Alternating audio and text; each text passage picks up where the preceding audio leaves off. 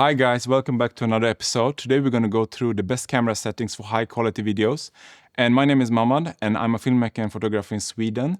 And I'm running a production company called Zazen Design and Production where we do TV commercials, social media films and all kind of things.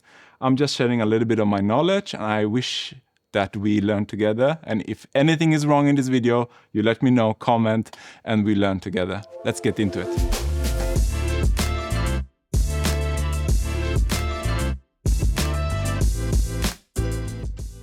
Today we're going to go through what is the best camera settings for high quality videos. So the first thing you need to set on your camera is to put it on video mode. Second thing is the resolution. If you have 4K, put it at 4K. If you don't, put it at Full HD. That works as well.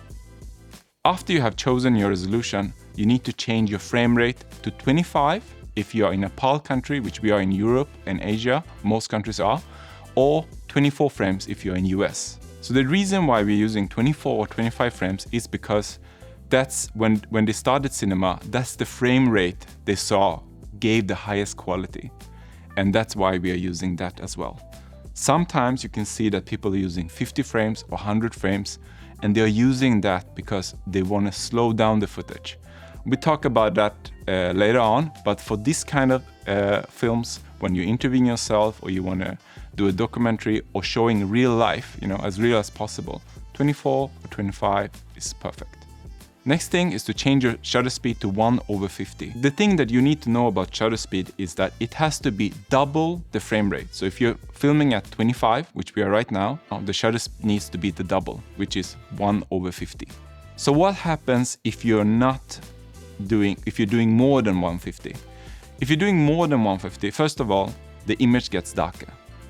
Second thing, you will see that the hands, like this is a natural blur of the hands, right? They will move very, very differently. They will move like much faster. Let me show you how that looks. Now my shutter speed is at 1/640. So can you see the hands? It goes very fast. Can you see? So we don't want this. It's not bad. It has its purpose. For example, if you're going to do a boxing video, it just looks much faster when you're doing that. 1/50th is the most natural looking blur. So the next thing you need to change is your aperture. Keep it at the lowest as possible. Mine, for example, goes to 1.4. And what it does is that it just gives that blurry background, which everybody loves and thinks looks professional. Most of my clients want that look, even in photos and videos, they always want that blurry background. It looks professional, but for some cases, that's not the best thing that you can do. Sometimes you want to show more of the background. Then you will raise the aperture a little bit. So the next thing is the picture profile. Just keep it off for now. What it does is that for example, if you're a beginner, you're just starting to film, you don't want to work with complicated picture profile, just off it. What it does is that whatever you see in your screen is what you get. I will talk later on in the video something else you can do to push the quality a little bit, but for now, keep it off. So the next thing you want to do is to change your ISO to the lowest number. Normally it's 100. ISO is the camera's own digitalized way of pushing the light, right? So you want to keep it as low as possible. The more you push the ISO, the more noise you will get. So be very careful with the ISO. Keep it as low as possible. If you need to push it, if it's too dark, of course, you push it so it looks good, but keep it as low as possible. All right, next thing is the focus mode. You just go to AF mode, focus mode, keep it at continuous. Continuous, correct, not manifold, continuous. And then the transition speed, if you have this for autofocus, keep it at, on my Sony, I'm keeping it at 4. And on the sensitivity, I'm keeping it at 4 as well. It's just in the middle. And face and eye focus, I just keep it on. It's on human. This doesn't matter. Face frame, you can just see that it's in frame. Just keep that on if you have it. But one thing to consider whenever you're using autofocus is that, for example, you can see there is a window over here, right? Right now it's not too bright, but whenever it's too bright, be really careful because what it can do, the autofocus can go, it can haunt and try to go back and forth between the strongest light in you. So be really careful. What I would do whenever you have like a window or very strong backlight, I would put it on manual focus to start with, and then focus on the person. Don't keep the aperture at the lowest. Don't keep it at 1.4, because whenever you're keeping at 1.4, the person can go really easy out of focus. I would push the aperture a couple of stops, maybe 3 or 4, come to 3 or 4 or 5, 4 or 5 aperture, somewhere there, and then the person won't go out of focus, and you don't need to be scared that the person is, with whatever that can happen with autofocus, that it's haunting, is the worst thing. It has happened to me a lot of times, and it's a terrible feeling when you can't use the footage. So whenever you have a very strong backlight coming in, don't use autofocus. Next thing is the white balance.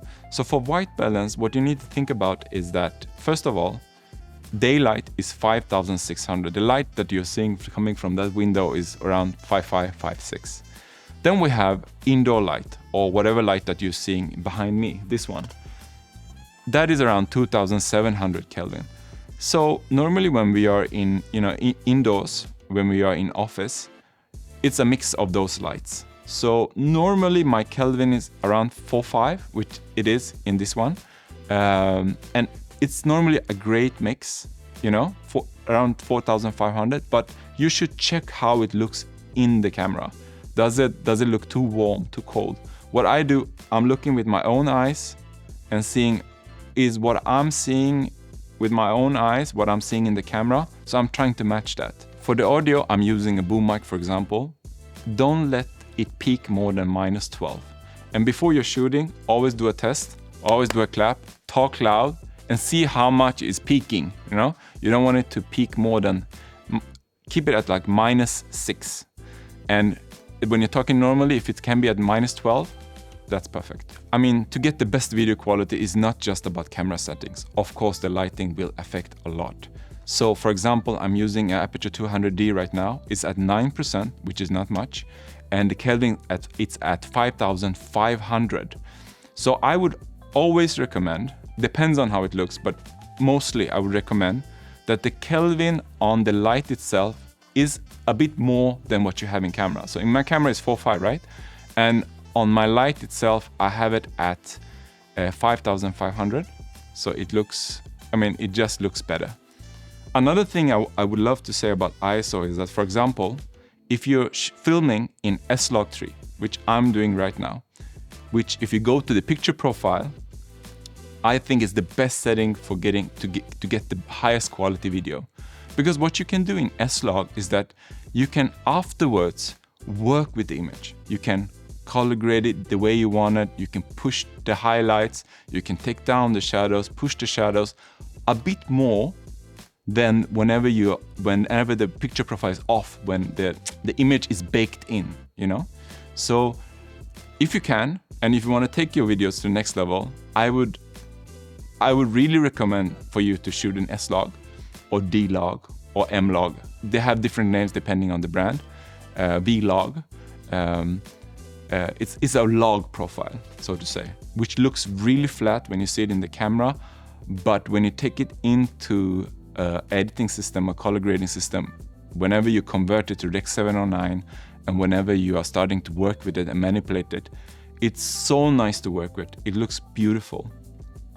And also, just off the bat, I'm using the Sony a7S III with a 24mm right now. It's a wide lens. And one thing to notice is that I would really recommend, if you have the money for it, buy a camera that has 10-bit in color space. 10-bit is just so much easier to work with when you're color grading it than 8-bit. So if you have the chance, whenever you're going to buy a new camera, see if you can find a camera that has 10-bit and not 8-bit. 8-bit still looks good, but if you can afford it, just go with that. If you want to take your image to the next level, I think you should go with S-Log3. It's not hard to edit that in post, and you have so much room to do, crazy changes.